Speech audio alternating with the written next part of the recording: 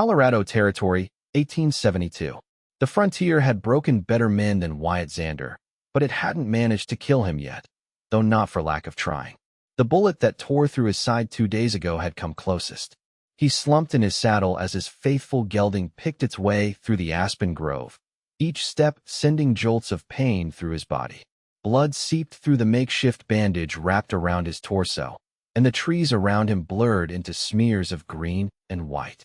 At 24, Wyatt had already seen enough of the world to know its cruel truth. The West was no place for tenderness. Out here, a man survived by keeping to himself and trusting no one. His own father had taught him that lesson when he abandoned their homestead after Wyatt's mother died of fever. His mentor, old Frank Tolliver, had reinforced it when he was shot in the back by a man he called friend over a disputed gold claim. A cowboy rides alone, Wyatt muttered through gritted teeth, the motto he'd lived by these past 6 years. No attachments, no weakness. What he wanted was simple: to deliver the cattle he'd been hired to move, collect his pay, and find a quiet corner of the territory where trouble wouldn't follow. What he needed, well, that was something he refused to consider. The path widened, revealing a small cabin nestled against the foothills. Smoke curled from the stone chimney, and a neat garden patch stretched alongside. Wyatt's vision swam. He wasn't going to make it to the next town. This might be his only chance. "Hello, the house," he called, his voice barely carrying. His horse stopped, seeming to understand its rider's predicament. Wyatt tried to dismount, but his legs buckled. The ground rushed up to meet him, and darkness crowded the edges of his vision.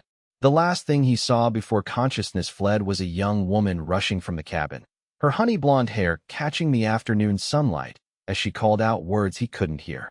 Josephine Greene had not planned on visitors. At 21, she had grown accustomed to the solitude of her mountain home, the peaceful routine of tending her garden, treating the occasional illness from the nearby mining settlement, and reading her father's medical books by lamplight. When her father, the only doctor for 50 miles, had passed last winter, she had continued his practice as best she could, though many refused to be treated by a woman. "You need to find a husband," Mrs. Thatcher from the general store always told her. "A woman alone in these mountains is asking for trouble." But Josephine had seen what marriage had done to her mother. A brilliant mind reduced to cooking and cleaning until consumption took her. She had watched other women in the territory, withering under the demands of husbands who saw them as property. No, Josephine had decided. She would rather be alone than surrender her independence. She was gathering herbs when she heard the weak call from the trail. The man who fell from his horse was young, handsome even through the pallor of blood loss, with dark hair and strong features now twisted in pain. His clothes marked him as a cowboy, dangerous, wild men in her experience, prone to drinking and fighting. Yet something in her healer's heart couldn't turn away. "Sir, can you hear me?" she asked, kneeling beside him. Blood soaked his shirt. Gunshot wound. Without immediate help, he would die. With a strength born of necessity, Josephine managed to drag the unconscious cowboy to her cabin and onto the examination table her father had built. She cut away his shirt, revealing a muscled torso marred by the angry bullet wound in his side. Not the first scar he carried, she noted. His body told stories of a hard life. "Well, cowboy," she murmured, reaching for her instruments. "It seems fate has brought you to my door." 3 days passed before Wyatt opened his eyes, his fever finally breaking in the pre-dawn hours. He blinked at the unfamiliar ceiling, momentarily disoriented by the absence of stars overhead or a campfire's glow. Pain throbbed in his side, but it was different, controlled, clean. "You're awake," came a soft voice. "I was beginning to wonder if you'd ever rejoin the living." Wyatt turned his head to find a young woman sitting beside the bed, a book open in her lap. In the gentle light of a kerosene lamp, he took in her features: intelligent blue eyes, high cheekbones, and honey-blonde hair pulled back in a practical braid. She wore a simple blue dress, modestly cut, but unable to hide the graceful figure beneath. "Where am I?" His voice came out as a rasp. "My cabin. My father's cabin, really." She closed her book. "I'm Josephine Greene. You took a bullet that nearly killed you." Memory flooded back. The ambush at the river crossing, the burning pain in his side, the desperate ride to escape. "The cattle. If you mean the herd that passed through the valley 2 days ago, they're gone." A man named Peterson was leading them. Said something about finishing the job since you couldn't. Wyatt cursed under his breath. There went his pay and his reputation. How long have I been here? 3 days. She stood, moving to check his bandages with practiced efficiency. The bullet went clean through, but you lost a lot of blood. Infection was setting in when you arrived. You're lucky to be alive, Mr. Xander. Wyatt Xander. He winced as she examined the wound. You a nurse? A small smile touched her lips. My father was the doctor in these parts. I assisted him for years before he passed. Now I do what I can for those who'll accept help from a woman. Her touch was gentle but confident, nothing like the hesitant ministrations he'd received from trail cooks or fellow cowboys after previous injuries. Professional. Detached. Why help me? He asked, suspicion creeping into his voice. I'm a stranger. Could be dangerous. Josephine met his gaze directly. Dangerous men don't usually arrive unconscious and bleeding to death. Besides, I took an oath to help those in need. She replaced his bandage. Rest now. We'll see if you can manage some broth later. As she turned to leave, Wyatt caught her wrist. Her skin was warm beneath his fingers, and he felt her pulse jump at the contact. Thank you, he said, releasing her quickly. Not many would help a stranger out here. Something flashed in her eyes, recognition, perhaps, of the truth in his words. We're all strangers until we're not, Mr. Xander. The frontier is harsh enough without refusing kindness where we can offer it. The door closed behind her, leaving Wyatt alone with thoughts he'd rather not examine. Kindness without expectation was foreign territory, more dangerous in its way than the bullet he'd taken. The days that followed established a routine. Josephine would check his wound morning and night, bringing food and fresh water. During the day, she attended to her garden or disappeared into the forest gathering plants for her medicines. Wyatt slept, his body demanding rest to heal. By the end of the week, he could sit up without assistance. He watched Josephine move around the cabin, efficient and self-contained. She spoke little of herself, deflecting personal questions with practiced ease. Yet he learned things by observation. How she hummed while preparing herbs, the way she always kept her father's medical journals close at hand, how she'd pause in her work to watch hummingbirds at the window. You live here alone? He asked one evening as she changed his bandages. The cabin, though small, was well-built and comfortable, with 2 rooms separated by a curtain. Yes, she answered, not looking up from her task. Since my father died last winter. No husband? Family? Her hands paused momentarily. No. And before you say it's not proper for a woman alone, I've heard it plenty. Wyatt raised an eyebrow. Wasn't going to say that. Just seems a hard life. Harder than driving cattle for men who'd leave you for dead. She met his gaze then, challenge in her blue eyes. He couldn't help the slight smile that tugged at his mouth. Fair point. What about you? She asked, resuming her work. Family waiting somewhere? No. Parents gone. No siblings that I know of. A wife? Sweetheart. Wyatt laughed, then winced as the movement pulled at his wound. No. Cowboys don't make good husbands, Miss Greene. We're here today, gone tomorrow. No roots. By choice or necessity? Her question was casual, but something in her tone suggested genuine curiosity. Both, I suppose. He watched her hands as they worked, steady and sure. Attachments are dangerous in my line. Make you vulnerable. Distracted. Get you killed. Josephine secured the fresh bandage, her expression thoughtful. Sounds lonely. Sounds like survival, he countered. She gathered her supplies, pausing at the door. Perhaps there's a difference between surviving and living, Mr. Xander. Something to consider during your recovery. The words stayed with him long after she'd gone, an irritant like sand in a boot. What did she know of survival? Hidden away in this mountain sanctuary, she hadn't seen what he hadn't watched friends die because they were too concerned with protecting someone else to watch their own backs. Yet as the days passed, Wyatt found himself increasingly aware of the quiet dignity with which Josephine faced her isolation. The cabin might be remote, but it wasn't free from trouble. Twice during his second week of recovery, miners from the nearby camp came seeking treatment. Rough men who eyed her with undisguised interest and spoke to her with barely concealed disrespect. You sure you won't reconsider my offer, Miss Joe? One particularly persistent miner asked after she'd stitched a gash on his arm. Man like me could protect a pretty thing like you. I'm quite capable of protecting myself, Mr. Harkins, she replied coolly, washing her hands in the basin. And my name is Miss Greene. The miner scowled, his eyes darting to where Wyatt sat by the fire. Who's he then? Your protection? Mr. Xander is my patient. Her tone left no room for argument. Your bill is $2 for the stitches and medicine. After the miner left, grumbling about uppity women, Wyatt studied Josephine as she tidied her supplies. Happens often. She shrugged one shoulder. Often enough. Most are harmless once they understand I'm not interested. And the ones who aren't harmless? Josephine opened a drawer and withdrew a small pistol. Father taught me to shoot when I was 12. I can handle myself, Mr. Xander. The casual competence of the gesture struck him. This wasn't some delicate flower needing shelter from the harsh realities of frontier life. She faced them head-on, with quiet resolve. Call me Wyatt, he said suddenly.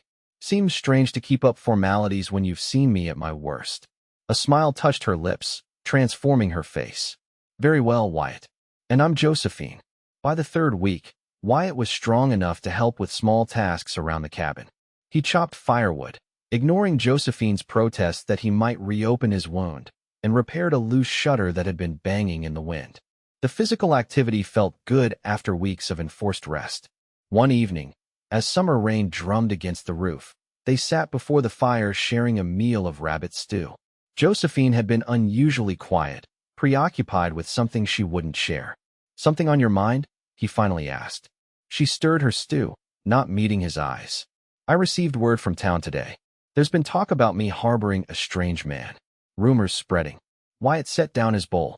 Damaging your reputation. It was already damaged when I continued my father's practice, she said with a wry smile. But yes, this is different. More personal in nature. The implication was clear. A young, unmarried woman living alone with a man invited certain assumptions, regardless of the circumstances. I should leave, he said, though the thought sat unexpectedly heavy in his chest. You've done more than enough. You're not fully healed, she protested. Another week at least before you should travel. I've ridden with worse. Josephine's eyes flashed. And nearly died from it. I won't have my work undone by your stubbornness. And I won't have your reputation ruined on my account. The words came out harsher than intended. She studied him for a long moment. Why do you care about my reputation, Wyatt? You'll be gone soon enough. Back to your life without attachments. The question caught him off guard. Why did he care? 3 weeks ago, he wouldn't have given it a second thought. A woman's reputation was her own concern, not his. Yet something had shifted during his time in this cabin. He'd watched Josephine work tirelessly, not just for him, but for anyone who came seeking help. He'd seen her courage, her intelligence, her determined independence. The thought of causing her harm, even indirectly, was suddenly intolerable. I owe you my life, he said finally, the words inadequate to the feeling behind them. Least I can do is not complicate yours. Josephine's expression softened. One more week. Then, if you're strong enough, we can discuss your departure. Later that night, unable to sleep, Wyatt stood at the cabin window watching the rain. Something was happening to him here, something unsettling. He found himself noticing things he shouldn't. The curve of Josephine's neck when she bent over her work, the musical quality of her rare laughter, the intelligence that sparked in her eyes when they debated some point from one of her books. Dangerous thoughts for a man whose survival depended on remaining unattached. Yet they persisted, growing stronger with each passing day. The test of Wyatt's recovery came unexpectedly the following afternoon. Josephine had gone to gather herbs, leaving him to rest. The sound of horses approaching drew him to the window. 3 riders, none familiar, approached the cabin with purpose in their bearing. Instinct sent him reaching for his gun belt, only to remember his weapon had been empty when he arrived. Josephine kept her father's rifle mounted above the fireplace, but it was across the room. Before he could reach it, the door burst open. Well, look what we found, drawled a tall man with a scar running down his cheek. Wyatt Xander, all cozy in a little love nest. Wyatt recognized him instantly. Clay Dobson, one of the rustlers who'd ambushed him and stolen the cattle he was driving. Behind him stood 2 others from the same gang. Surprised to see you alive, Dobson continued, fingering the pistol at his hip. Thought for sure that bullet would have finished you. Sorry to disappoint, Wyatt replied, calculating distances and odds. Even at full strength, 3 against 1 was poor odds. Weakened as he was, it was suicide. Where's the woman? One of the other men peered around the cabin. Heard in town there was a pretty doctor keeping you company. Cold dread washed over Wyatt. She's gone. Rode to town for supplies. Dobson smiled, revealing a gold tooth. Liar. Saw fresh tracks heading into the trees. She'll be back. He circled the room, examining Josephine's possessions with casual disregard. Must be something special to patch you up like this. Boss wants you dead for recognizing him, but maybe we'll wait a bit. See this woman for ourselves. The thought of these men laying hands on Josephine sent a surge of protective fury through Wyatt unlike anything he'd felt before. This is between us, Dobson. Leave her out of it. Too late for that.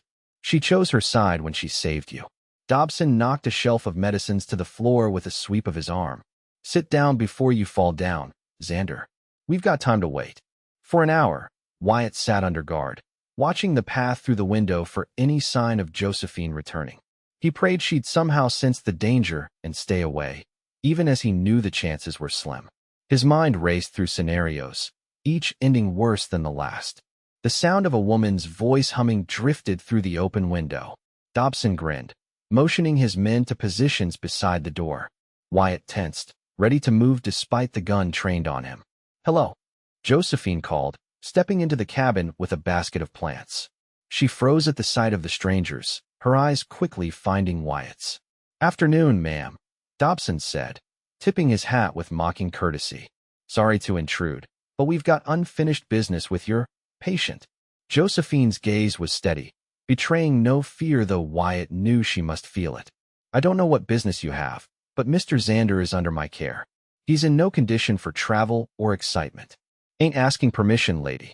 Dobson moved toward her, and Wyatt lunged to his feet only to be shoved back down by one of the other men. In fact, you're coming too. Boss will want to thank you personally for saving his problem. I'm not going anywhere, Josephine stated, her hand slipping into the pocket of her skirt. What happened next unfolded in heartbeats. As Dobson reached for her arm, Josephine withdrew her small pistol and fired. The bullet caught him in the shoulder, spinning him back. In the confusion, Wyatt tackled the man guarding him, ignoring the searing pain in his side as they crashed to the floor. A shot rang out, wood splintering near Wyatt's head. The third man had drawn his weapon. Before he could fire again, another shot cracked through the cabin. Josephine, her small pistol steady in both hands. The outlaw crumpled, clutching his thigh. Wyatt wrestled his opponent's gun free, smashing the butt against the man's temple. He staggered to his feet, pointing the weapon at Dobson, who was cursing and holding his bleeding shoulder. Get out, Wyatt ordered, his voice deadly calm. Tell your boss if he wants me, come himself. Leave the woman alone, or I swear the next bullet goes between your eyes. Dobson glared, hatred burning in his eyes. This ain't over, Xander. It is for today. Wyatt gestured toward the door with the gun. Take your trash and go. The outlaws retreated, half carrying their wounded companion. Wyatt kept the gun trained on them until they mounted and rode away. Only then did he turn to Josephine, who stood perfectly still, her pistol now lowered but still in her hand. Are you hurt? He asked, crossing to her in 2 strides. She shook her head, but he could see the tremor in her hands now, the delayed reaction setting in. I've never shot anyone before. Wyatt gently took the gun from her fingers. You saved our lives. They weren't leaving witnesses. Who were they? She asked, her voice steadying. Cattle thieves. The same ones who shot me. He guided her to a chair, kneeling before her despite the protest from his wound. Josephine, listen to me. They'll be back, with more men next time. You're not safe here now. Fear flashed across her face, quickly replaced by determination. This is my home. I won't be driven from it by outlaws. It's not just your home at risk. He took her hands in his, surprised by how natural the gesture felt. It's your life. These men don't leave loose ends. She met his gaze, something unspoken passing between them. What do you suggest? We need to leave. Today. Get to the nearest town with a proper sheriff, report what happened. He squeezed her hands gently.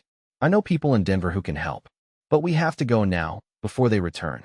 For a moment, he thought she would refuse. Then she nodded, rising to her feet with renewed purpose. I'll pack essentials. There's a trail through the mountains that avoids the main road. We can take it to Junction Creek, then follow the stage route to Denver. As she gathered supplies, Wyatt marveled at her composure. Most women, most men, for that matter, would be hysterical after such an encounter.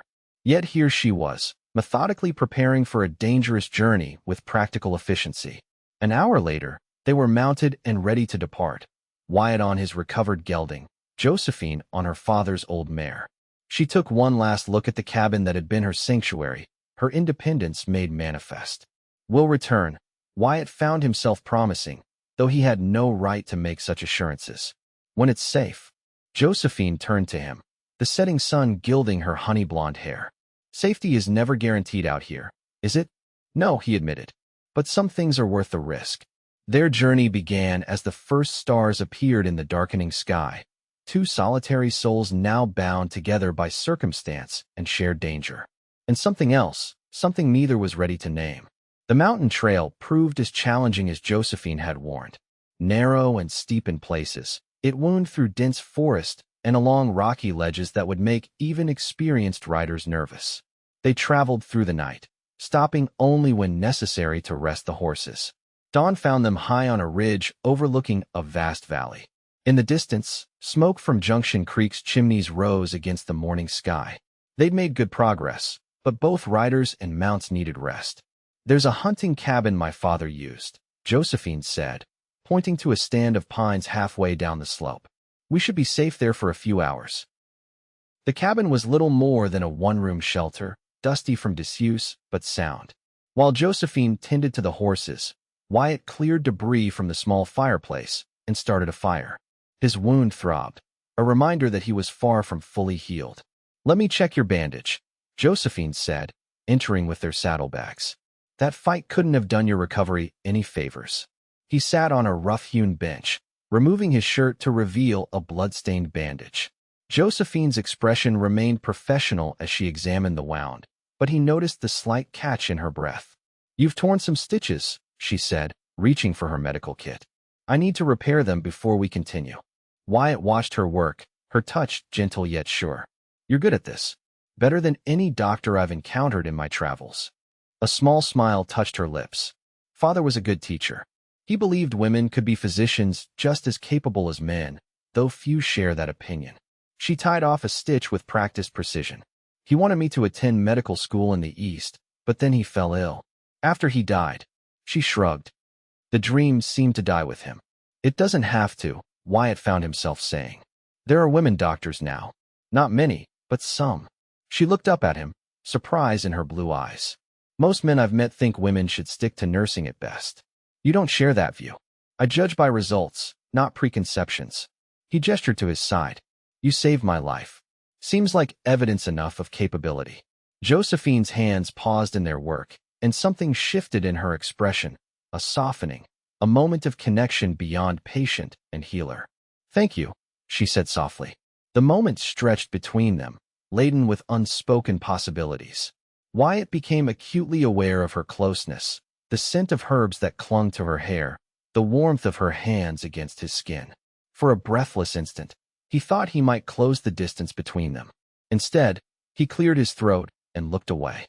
"We should rest while we can. Still a long ride ahead."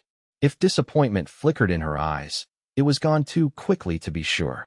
She finished bandaging his wound in silence, then prepared a simple meal from their provisions. They ate without speaking, the weight of their circumstances pressing down. "You should sleep," Wyatt said finally, moving toward the door. "I'll keep watch." "You need rest more than I do," Josephine protested.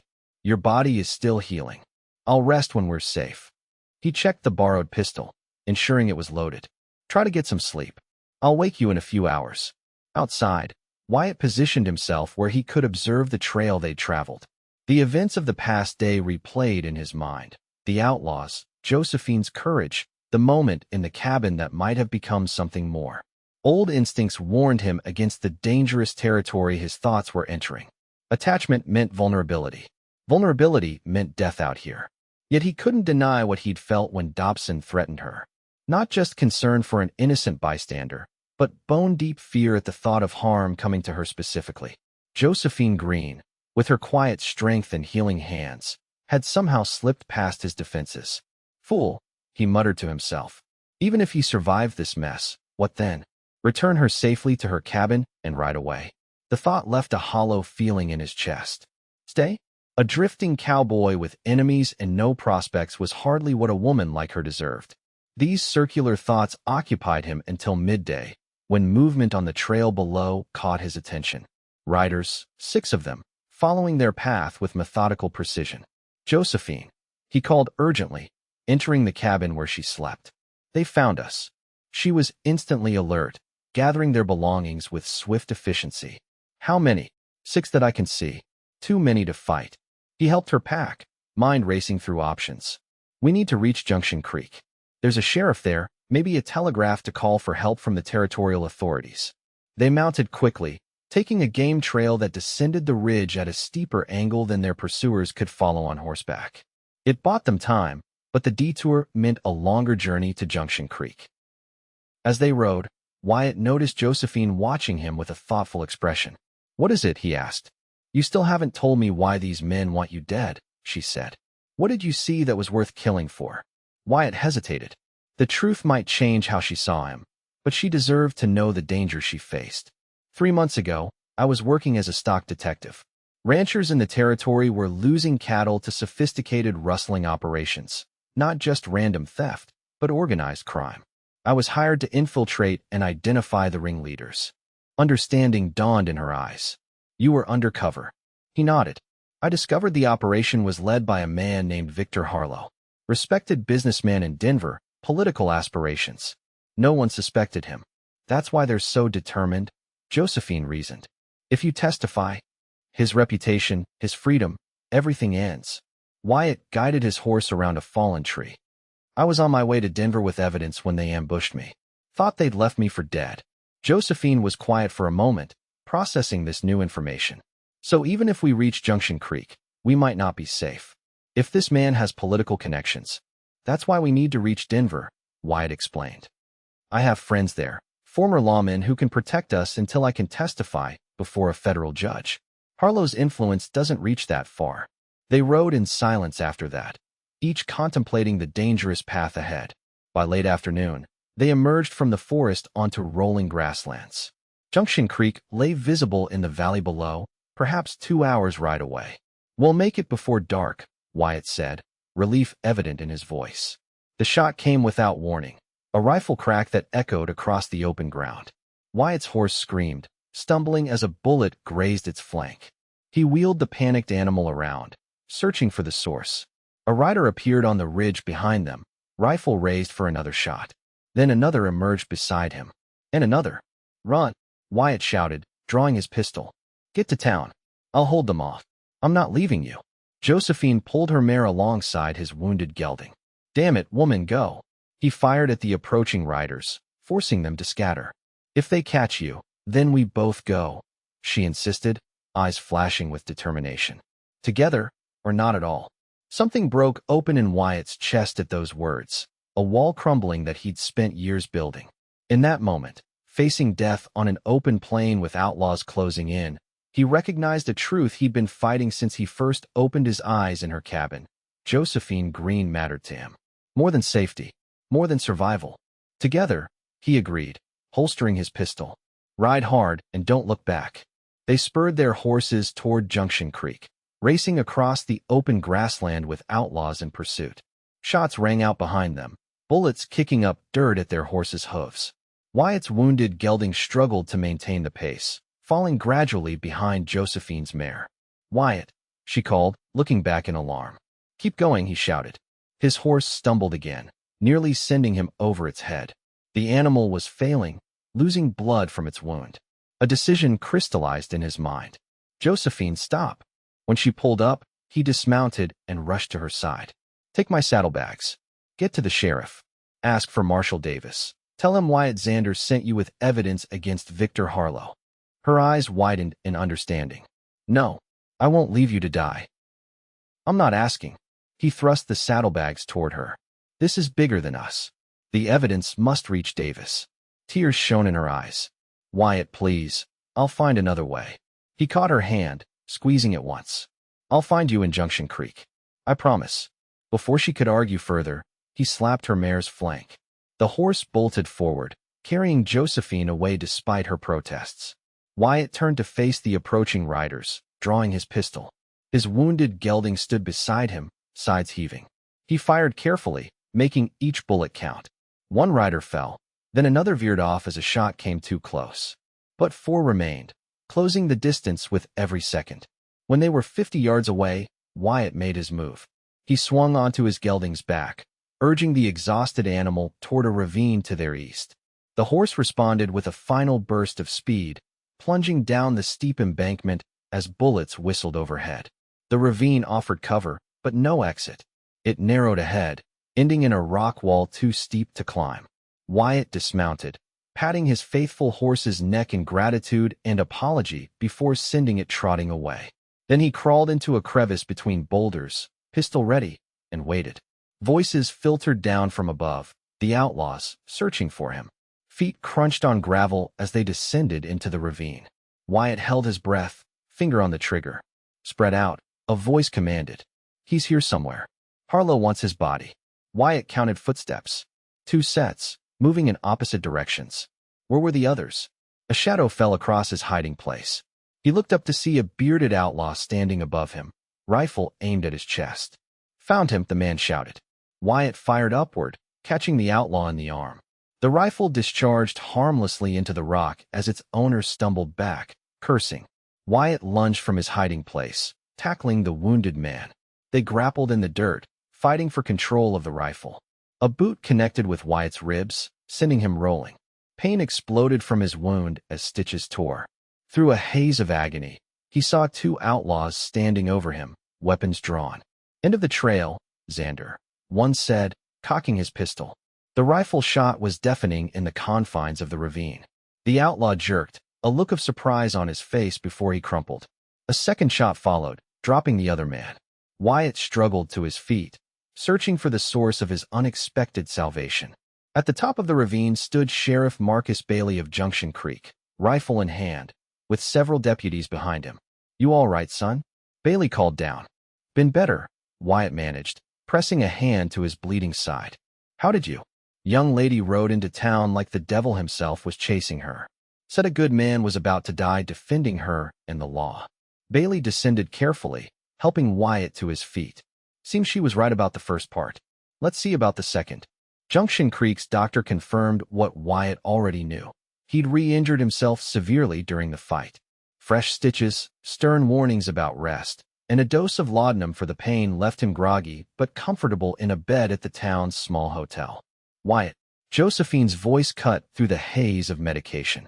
She stood in the doorway, concern etched on her features. The sheriff said I could see you. You found help, he said, his voice rough with exhaustion. You saved my life. Again. She moved to his bedside, taking his hand in both of hers. We saved each other, I think. Sheriff Bailey arrived shortly after, bringing news that telegrams had been sent to Denver. Marshal Davis would arrive within days to collect the evidence and Wyatt's testimony. Most of Harlow's men had been captured or killed in the pursuit. Seems you kicked a hornet's nest, son, Bailey said, settling into a chair. This Harlow character has connections all through the territory. Had connections, Wyatt corrected. Once the evidence reaches a federal judge, those friends will scatter like cockroaches in lantern light. The sheriff nodded, satisfaction evident in his weathered face. Well, you're both welcome to stay in Junction Creek until this is resolved. Town could use a doctor, Miss Greene, if you're of a mind to stay a while. After Bailey left, silence settled between them. Josephine still held Wyatt's hand, her thumb tracing absent patterns on his skin. You nearly died today, she said finally, her voice steady despite the emotion beneath the words. Wouldn't be the first time. It was the first time for me. She met his gaze directly, watching someone I care about ride towards certain death. The simple acknowledgement of caring hung in the air between them, changing everything. Wyatt had spent years avoiding precisely this, the vulnerability of matching to someone, of having someone matter to him. Yet here it was, unavoidable and strangely liberating. When I sent you ahead, he said slowly, it wasn't just about the evidence. I needed to know you'd be safe. Why? The question was gentle, but insistent. Wyatt took a deep breath, crossing a threshold he'd never imagined approaching. Because somewhere between dying on your doorstep and racing across that plain, you became important to me. More important than my own survival. Tears glistened in her blue eyes. For a man so determined to remain unattached, that's quite an admission. Turns out some attachments are worth the risk. He squeezed her hand. I was wrong, Josephine. About a lot of things. A man can't survive out here alone. Not really living, anyway. Just existing. And now? She asked, hope cautiously emerging in her voice. Now I'm thinking maybe there's a place for me somewhere. A purpose beyond the next cattle drive or manhunt. He held her gaze. Maybe there's someone worth staying for. Josephine's smile was like sunrise after the longest night. I think I'd like to see what that looks like. So would I, he admitted, returning her smile despite the pain in his side. So would I. In the days that followed, as Wyatt regained his strength and Marshall Davis arrived to begin proceedings against Harlow, something blossomed between them. Quiet conversations by lamplight, shared meals, moments of laughter amid the tension of waiting. Josephine began seeing patients in Junction Creek, her skills quickly earning the town's respect. Wyatt found himself contemplating a future he'd never allowed himself to imagine before, one with roots, with purpose. With her. The reckoning with Harlow came swiftly once the evidence reached federal authorities. The businessman's empire crumbled as associates turned on him, eager to save themselves. When news arrived that Harlow had been arrested in Denver, the weight of constant vigilance lifted from their shoulders. It's over, Wyatt told Josephine as they stood on the hotel porch watching the sunset. Marshall Davis says my testimony won't be needed until the trial in 3 months. Harlow's not going anywhere but a cell until then. What will you do now? She asked, the question layered with meaning beyond its simple words. Wyatt turned to face her, taking both her hands in his. That depends on you. Sheriff Bailey offered me a deputy position here. Seems Junction Creek is growing, needs more lawmen. Hope bloomed in her eyes. You'd stay? If I had reason to. He stepped closer, his voice lowering. Josephine, I've spent my life believing attachment was weakness. That caring for someone would get me killed. You showed me how wrong I was. Caring for you gave me something to live for, not just survive for. He touched her cheek gently. I'm not a wealthy man. I've got scars inside and out. But if you'll have me, I'd spend whatever years I've got trying to be worthy of you. Tears spilled onto her cheeks. Wyatt Xander, are you asking to court me properly? I'm asking for more than that. He smiled, his heart fuller than he'd ever known possible. I'm asking if you could see a future with a reformed loner who's finally found something worth settling down for. Her answer came not in words, but in action, rising on tiptoe to press her lips to his. Wyatt wrapped his arms around her, drawing her close, the kiss deepening with promises neither had believed possible weeks before. When they finally parted, breathless and smiling, Josephine looked up at him with love shining in her eyes. I think that's a yes. Spring in Junction Creek, 1873. The town had grown considerably in the past year, new buildings rising along Main Street and fresh faces arriving on each stagecoach.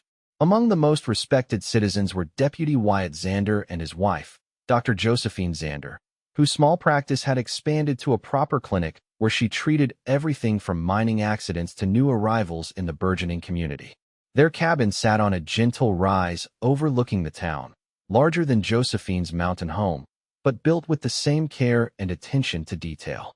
A garden stretched along the southern exposure, medicinal herbs mingling with vegetables and flowers.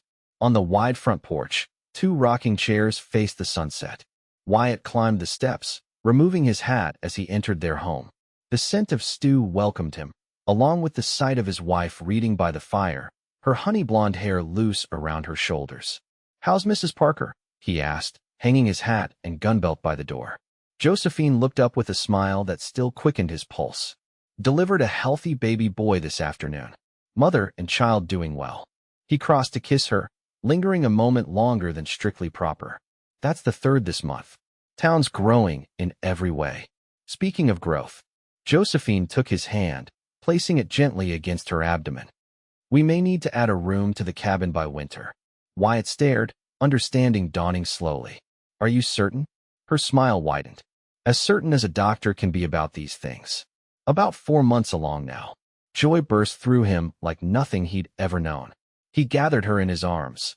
lifting her in a gentle circle before setting her carefully on her feet. "A baby," he whispered, awe in his voice. "Our baby."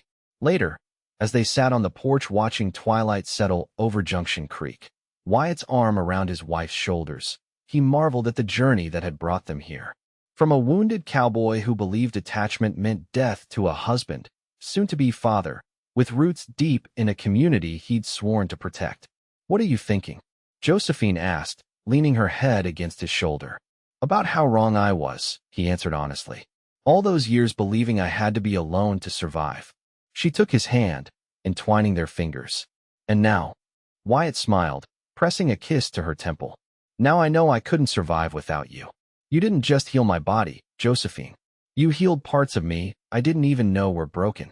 As stars appeared in the darkening sky, Wyatt Xander held his future in his arms. The woman who had nursed him back to health and, in doing so, taught him that true strength came not from isolation, but from the courage to love despite the risks. The frontier remained harsh and unforgiving, but they would face it together, no longer alone against the wilderness. The woman who had saved his life had indeed stolen his heart and given hers in return. It was a fair trade, he thought, and the best bargain he'd ever made.